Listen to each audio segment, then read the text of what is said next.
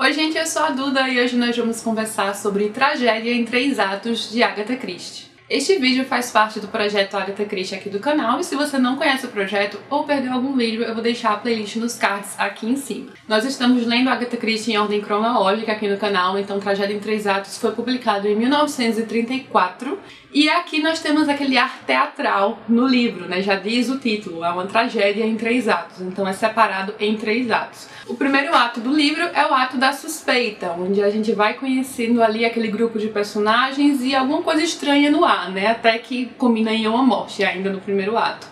O segundo ato é o da certeza. Surge a dúvida, a morte que aconteceu foi acidental ou foi um assassinato? E o terceiro ato é o ato da descoberta, que é quando nós vamos saber de tudo ali que aconteceu e tudo vai ser esclarecido para os leitores. Aqui a gente tem um caso de Hercule Poirot, o detetive mais famoso de Agatha Christie e o meu preferido, mas diferente de quase todos os livros que Hercule Poirot protagoniza, aqui ele está meio que em segundo plano, mais à la Miss Marple, sabe? Eu até comento que a diferença entre Poirot e Miss Marple é que geralmente a Miss Marple fica mais ali em segundo plano, ela nunca tá ali no protagonismo, geralmente, né? Algumas vezes até sim, mas outras pessoas ficam lá cuidando do caso, a Miss Marple aparece para desvendá-lo, e aqui o Poirot meio que funciona assim, porque por boa parte do livro ele está ausente, o que me deixava um pouco agoniada, porque nas histórias de Poirot eu quero muito ver o Poirot. Ele aparece logo no início a um jantar na casa de um ator muito famoso, que está meio que aposentado e morando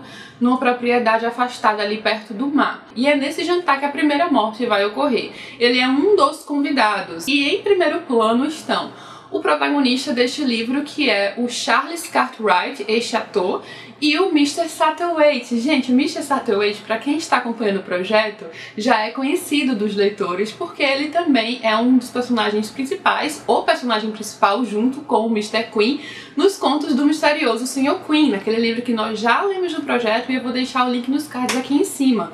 Então ele já era um personagem conhecido e esse é o único outro livro que ele vai aparecer junto com o Poirot aqui, meio que ajudando, uma espécie de ajudante, mas ele é mais um espectador, né? O Mr. Satterthwaite é aquele personagem já mais velho que adora observar os dramas, adora observar a natureza humana e também é bem perspicaz. Neste caso, até o Mr. Satterthwaite vai estar mais em evidência do que o Poirot, mas eles todos confraternizam neste jantar, neste primeiro jantar logo no início, até que um dos convidados, justamente um bem querido ali na comunidade, eu acho que ele é vigário ou algo do tipo, de repente morre depois de tomar uma bebida no meio de uma conversa. Como ele é uma pessoa tão inofensiva, qual seria o motivo para querer assassiná-lo? É justamente aí que entra essa questão, né? É dado como morte acidental, porque ninguém se beneficia daquela morte, não tem explicação para a morte de uma pessoa muito querida na sociedade, e aí é um desafio para os personagens até que ocorre uma segunda morte muito similar à primeira, não vou dizer de quem, porque já é um pouquinho mais avançado na história, e é aí que uma investigação de fato vai começar.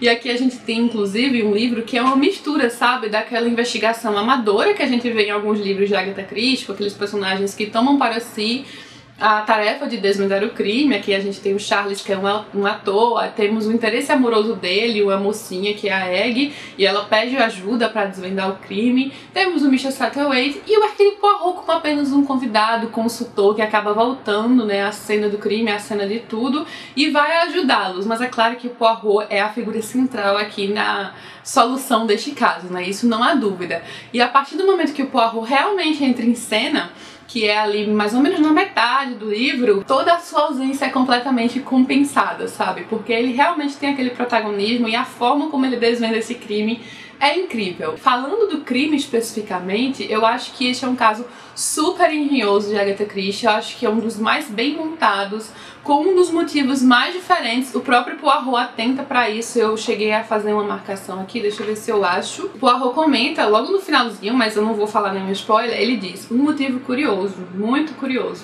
Um motivo como eu jamais encontrei em toda a minha carreira, mas mesmo assim um motivo razoável e, dadas as circunstâncias, natural. Quando este motivo é colocado, que na verdade aqui há mais de um, a gente percebe a grandiosidade ali do que a Agatha arquitetou aqui em toda a história. Eu acho um caso muito bem fechado e eu concordo com o Poirot, é um dos casos mais curiosos. A gente termina o livro e pensa, nossa, realmente foi muito bom. Uma coisa muito legal também deste livro é que o Poirot comenta um pouquinho, bem rapidamente, mas comenta sobre a vida pregressa dele quando ele era mais novo, e isso é tão raro nos livros, sabe? Tem um parágrafo inteiro que ele tá conversando com o Mr. Satterthwaite e ele menciona quando ele era criança, fala que ele era pobre, éramos muitos, tínhamos de progredir na vida, entrei pra polícia, trabalhei duro, e ele vai contando como progrediu aí, mesmo depois da aposentadoria, o que o fez continuar a investigar crimes e tornar-se um detetive tão famoso, o caso que deu pontapé aí logo depois. Eu gostei deste parágrafo especificamente, já que é raro a gente ter assim esses relances da vida pregressa do Poirot. Agora eu vou passar por aquela parte de spoilers, porque este livro pede sim uma parte com spoilers, e já que nós estamos num projeto de leitura, nada mais justo. Eu vou colocar aqui o momento que você pode pular e ficar livre de spoilers no vídeo. Mas vamos lá. Então eu já tinha lido O Trajeto em Três Atos, mas eu não lembrava de nada. Pra mim foi como uma primeira leitura. Eu não sei o que aconteceu, mas esse livro saiu totalmente da minha cabeça. Enquanto eu ia lendo, eu não consegui ir lembrando aos poucos, sabe? Como às vezes acontece. Mas sim, eu já suspeitava de quem era o criminoso, mas apenas por suspeitar, sabe? Porque eu conheço a Agatha e porque eu já imaginava, assim, que poderia ser aquela pessoa que é justamente um dos protagonistas. Eu sabia que o Mr. Satterthwaite estava fora, porque nós já conhecemos ele como um dos personagens, ajudantes, enfim, a gente já conhece a personalidade dele e o caráter dele. Claramente a Agatha coloca aqui algumas suspeitas pra cima da escritora, né, que usa dois nomes. Eu acho que é a Miss Wilkes. Tem claros momentos aqui, em algumas passagens, que a gente percebe que algo dito foi muito importante, é de importância para a solução do caso, como, por exemplo, o nome verdadeiro do Charles, que o sobrenome dele é Mugg, se eu não me engano, mas às vezes a gente não liga isso a algo, sabe? Então eu ficava pensando, e eu sim consegui desvendar um pouquinho antes, mas assim, foi mais pro final mesmo, no sentido do culpado não, né? Isso eu já pensava desde o início, mas assim, de saber o que estava acontecendo ali. Aquela questão do mordomo, por exemplo, que é o Ellis, né? Eu não suspeitei de princípio que ele poderia ser o Charles, e eu deveria ter suspeitado. E aqui eu vou abrir um spoiler dentro do spoiler, tá? Eu preciso comentar isso pra quem tá acompanhando o projeto. Então, se você ainda não leu o livro 13 à Mesa, por favor, pule também dentro do spoiler. Sim, está complicado esse negócio, mas enfim, é o que a gente vai fazer. Pula aqui dentro do spoiler que eu vou comentar um spoiler de 13 à Mesa, um dos livros anteriores do projeto. Esse livro tem muitas similaridades com 13 à Mesa, e nessa questão do Ellis, por exemplo, o Ellis era justamente o ator que estava ali enganando a todos como uma espécie de brincadeira, junto com um dos assassinatos, né, que foi o Dr. Strange, Bartholomew Strange. Mas aqui eu não tinha me ligado que aqui o Ellis era na verdade o Charles, pelo menos não de início, depois eu passei a suspeitar. E isso é muito similar ao que acontece em 13 à Mesa, naquela questão das identidades das duas atrizes que trocam e enganam a todos no jantar. Então, além desse ar, né, teatral dos atores, dos artistas, tem também uma similaridade muito grande na forma como o crime é cometido, né?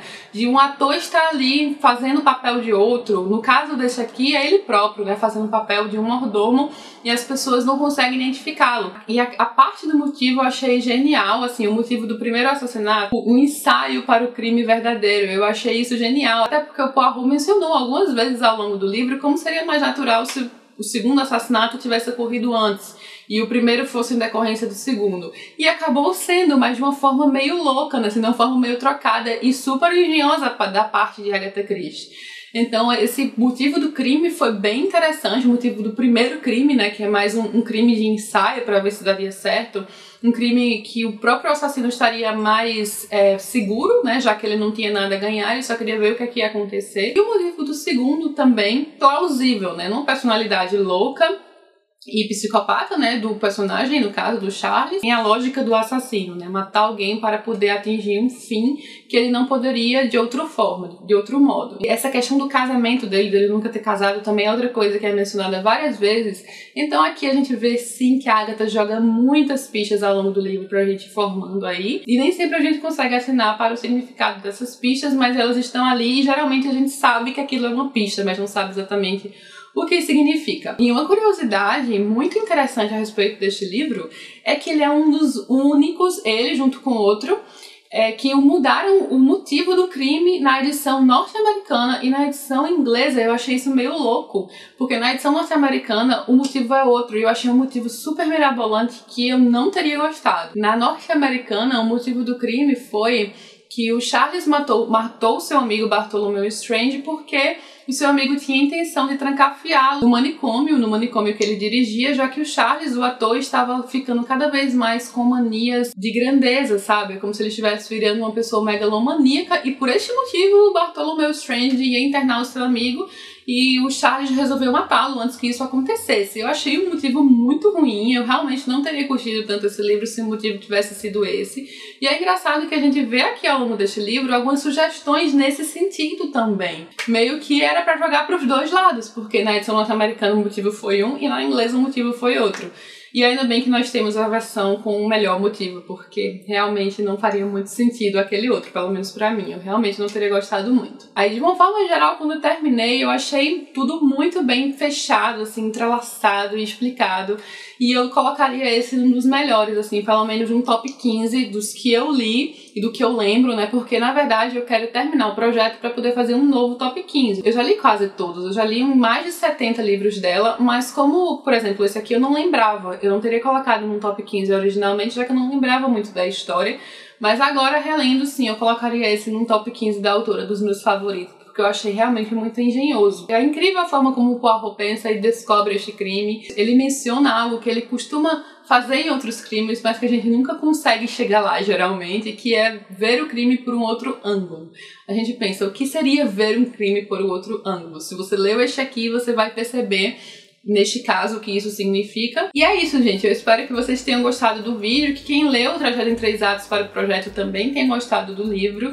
Eu particularmente achei um livro muito bom, um dos casos mais legais. E para o próximo mês, o mês de março, nossa leitura será O Morte nas Nuvens. Acabei de pegar o livro, é este aqui. Eu fiz essa leitura originalmente em 2008, eu anotava aqui, em maio de 2008, e eu lembro também de curtir esse aqui. Eu lembro só alguns relances do crime, mas eu não lembro de nada, assim, dos motivos, da resolução, do assassino, então vai ser mais uma vez bem prazeroso redescobrir tudo isso com vocês. O vídeo sobre este livro no projeto vai ficar marcado para o dia 23 de março.